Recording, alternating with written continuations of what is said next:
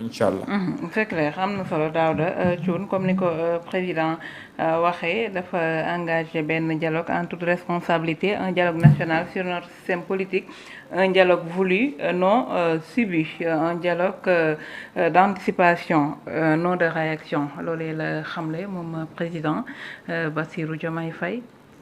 waaw dialogue bii de dafa am solo.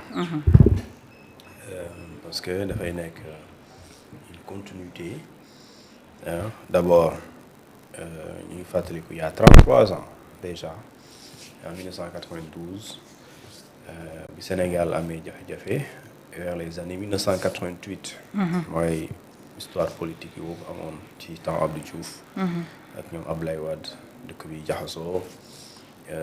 avenir politique Sénégal incertain kenn xamul fu ñuy jëm.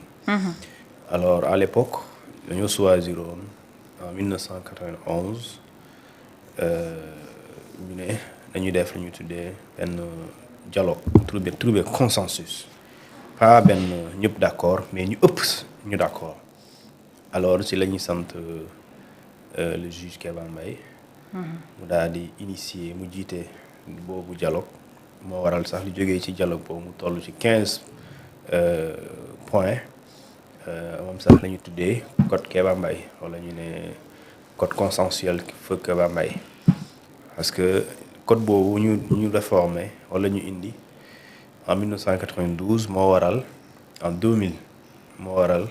li nga xamante mooy alternance parce que si code boobu la ñuy limiter le nombre de mandats. Pas la durée le nombre parce que temps Abdou Diouf amuloon Senghor moo ko jox Senghor amuloon daa dox ba doyal mu dem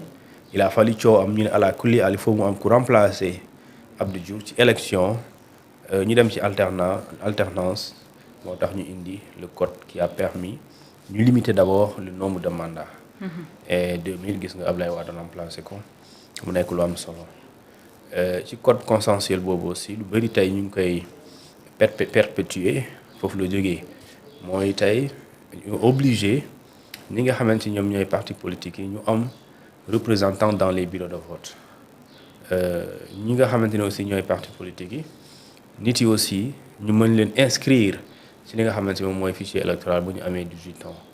et loolu aussi dafa am solo mais après bi loolu jàllee Ablaye Wade aussi continuer na di perpétuer boobu pratique nga xamante ni lu am solo la réew bu amee ci politique nit ñi mën nañu retrouver autour d'une table quel que soit fu ñu faree te dañuy déggoo wala bu ñu déggoowul aussi li ci ëpp nit ñi ñu d'accord ci benn ponk wala ci ay ponk loolu mooy consensus bi ñu gis ne aussi Macky Sall ba mu ñëwee loo mën a wax def na parce que 2014 def nañ fi dialogue 2016 ñu def fi dialogue bu ñuy waajal référendum bi 2018 ñu def dialogue bu ñuy waajal la loi sur le parrainage. coow li bëri woon na mais gis nga fu mu mujjee alors ñu gis ne 2018 boobu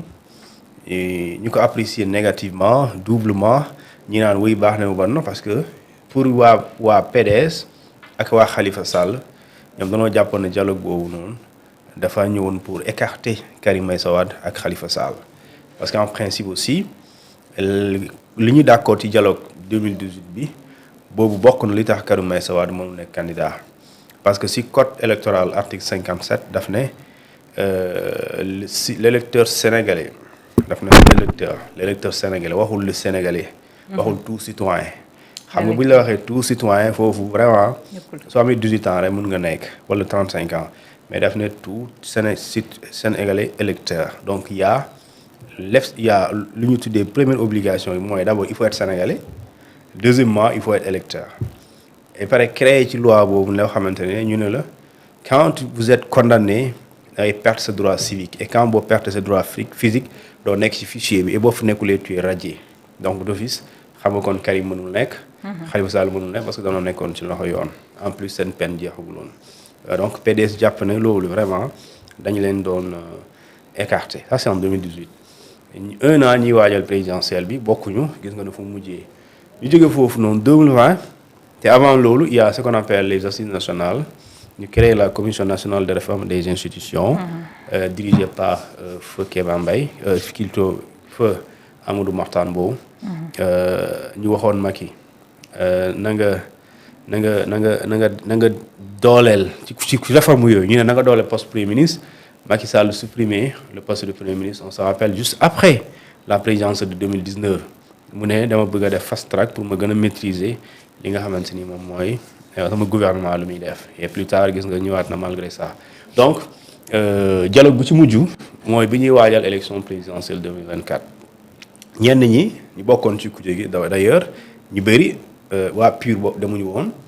Déthié Fall demul woon Khalifa Sall demul woon astafurlah bon xaw ma ndax demoon bii passé waa dem na parce que moom moo ne naa bokk rek Sonko demuloon li tax demuñu parce que ñu bëri waa ñooñu dañoo jàppoon ne ñooñu def dialogue bi dañoo nekkoon ci occasion pour écarter Ousmane Sonko pour mu bañ a bokk parce que mënte aussi mën nga ko xaw a gëm parce que le camp boo mënee wax loolu rek mën nga wax aussi li tax Khalifa Sall nekk candidat ak Karim Meïssa Wade en tout cas bu nekkuloon lu ñu wax dafa am double nationalité konoon ci wàllum yoonu Sénégal moom amul lenn lu ko tere mu doon candidat parce que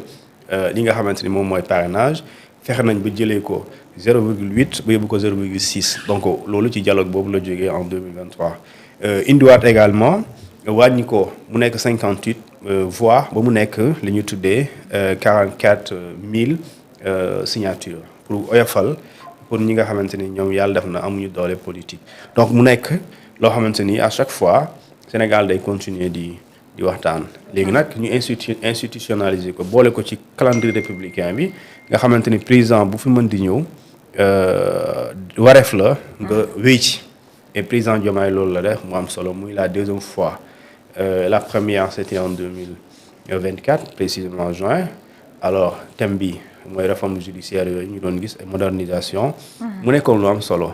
ñu gisoon ne y avait beaucoup de propositions yoo xamante ni jóge na fa te mu am solo et parmi ces propositions te loolu gëm naa ne bu ñu ko appliqué woon moo tax am na solo ñuy def dialogue mais lu ëpp solo aussi bu ñuy dialogue ba pare ba ci ëpp ci Sénégal yi d'accord ba pare rafetlu ko moo ñu appliqué que un an ñu sentir ñu savourer lu ñu tuddee maanaam importance li nga xamante moom mooy yooyu réforme parce que tey suñu amoon lu ñu tuddee JDL juge des libertés JLD juge des libertés et de la détention suñ ko amoon tey procureur ñi muy envoyé ci kaso bi ñëpp ñu bëri duñ dugg parce que foofu juge des libertés et de la détention moom mooy jël yenn doole ci procureur nga xamante ni l'envoi automatique en prison des Sénégalais du amati ñenn ñi nga xamante ni dañoo war a génn dañu xool ndax am na opportunité ñu génne la wala duñu leen génnee c'est le juge des libertés et de la détention moom moo koy gérer en France am na mais ñu Sénégal amagul te ñu pourtant point boobu dañ ko dugal ci li nga xamante ni moom mooy les réformes judiciaires ainsi que modernisation de la justice et je pense que loolu président de la République un an après loolu vraiment dañ ko war a jëfee parce que vraiment lu baax la bu ñuy wax démocratie ak état de droit ak liberté maintenant ci li nga xamante moom mooy dialogue bi tey aussi liñ ciy waxtaanee lu am solo la parce que lu bëri ci réew mi nag dañ ko war a waxtaanee ma seetaan naa Anta Babacar Ngom seetaan naa aussi Aly Ngouille Ndiaye seetaan naa Amadou Ba mais j'ai aimé quand même seen intervention parce que man lii lay xaar ci homme politique et surtout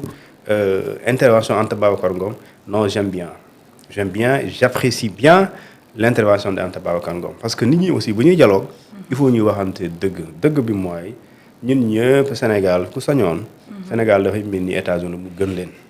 d'accord politiciens yi bëri nañ ku ne ak sa parti ku ne am sa yéene mais bu yàlla defee kenn falu kenn kooku aussi à un moment donné bu ko ñu ëpp Sénégalais yi fale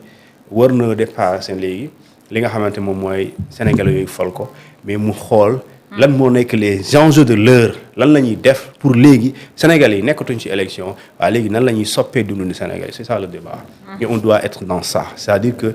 xale bi am problème xëy